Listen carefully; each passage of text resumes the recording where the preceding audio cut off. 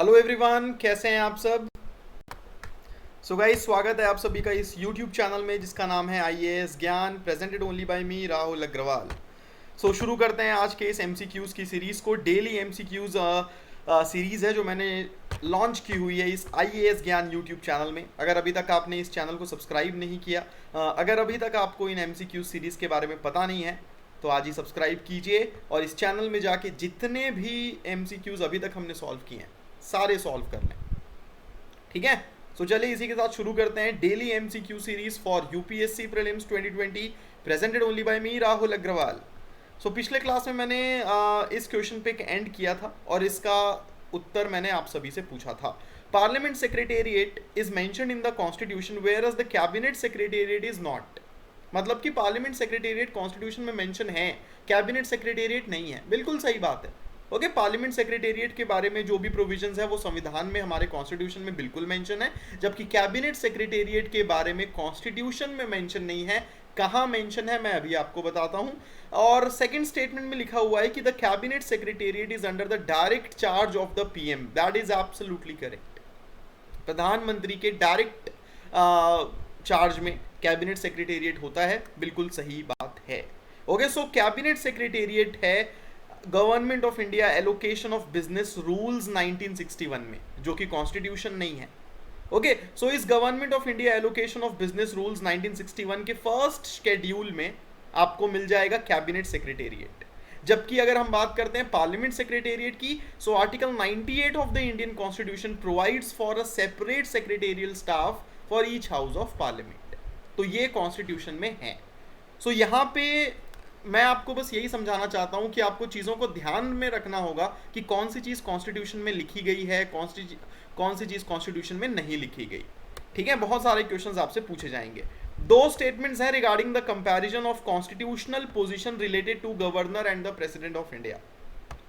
Ministerial advice after reconsideration has been binding on both the president and the governor. देखिए, आपको suspensive veto के बारे में तो पता है। सस्पेंसिव वीटो में क्या होता है कि प्रेसिडेंट या गवर्नर किसी भी बिल को रिकंसिडरेशन के लिए वापस भेजते हैं, और एक बार वापस भेजने के बाद अगर दोबारा वो बिल उनके पास आता है तो उसमें उसको हाँ बोलना पड़ता है। ठीक है, उसमें प्रेसिडेंट या गवर्नर के पास कोई वीटो पावर नहीं रह जाता, उन्हें यस ही बोलना होता है, ये आपको पता है। लेकिन यहां पे आपको यह ध्यान रखना होगा कि मिनिस्टीरियल एडवाइस आफ्टर रिकंसिडरेशन जो बाइंडिंग का प्रोविजन है, ये सिर्फ प्रेसिडेंट के लिए बना हुआ है। करते गवर्नर के लिए भी सेम है, लेकिन गवर्नर के लिए कॉन्स्टिट्यूशन में कोई प्रोविजन नहीं बना हुआ। और क्वेश्चन में पूछा गया है कॉन्स्टिट्यूशनल पोजीशन से related statements. So first statement जो है यहाँ पे फॉल्स है, बिकॉज गवर्नर के लिए एज सच कोई प्रोविजन ऐसा नहीं है।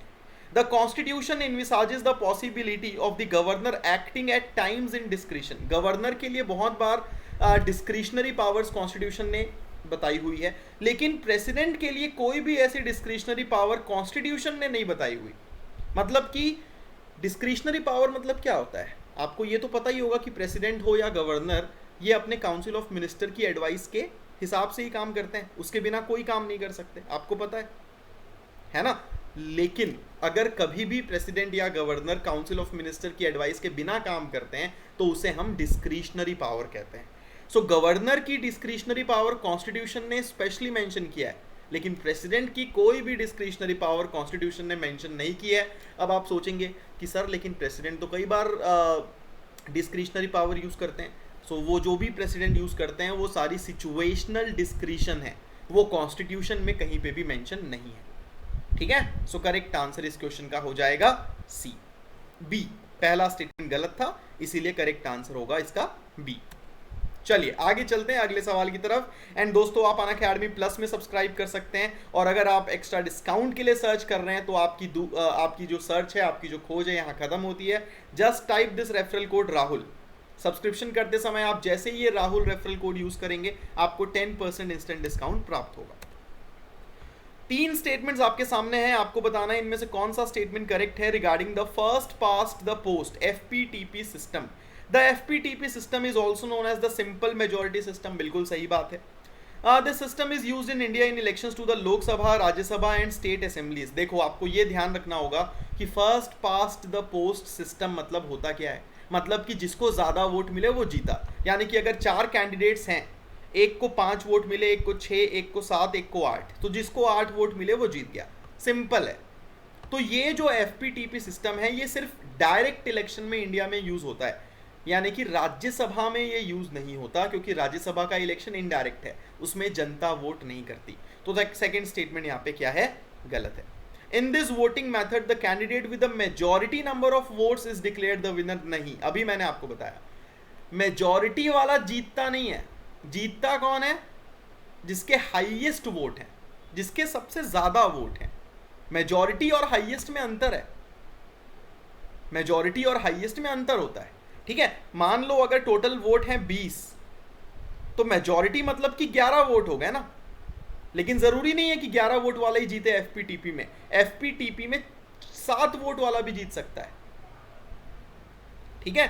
तो third statement is false. Correct answer is B, क्योंकि यहां पे आपसे करेक्ट स्टेटमेंट बताना है, तो सेकंड और थर्ड यहां पे इनकरेक्ट है, ठीक है। So in this voting method the candidate with the highest number of votes in a constituency is declared the winner.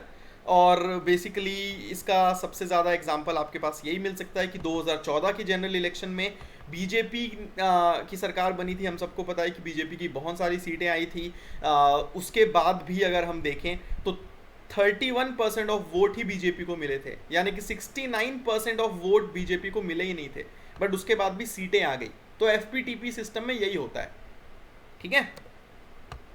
अगला सवाल, elected members of the lower house of the parliament, यानी कि यहाँ पे किसकी बात हो रही है, लोकसभा के एमपीज की, क्योंकि लोअर हाउस यानी कि Lok Sabha, have the right to vote in the election to both Lok Sabha and the Rajya Sabha. False है ये, क्यों, क्योंकि लोकसभा के एमपी राज्यसभा इलेक्शन में वोट नहीं करते।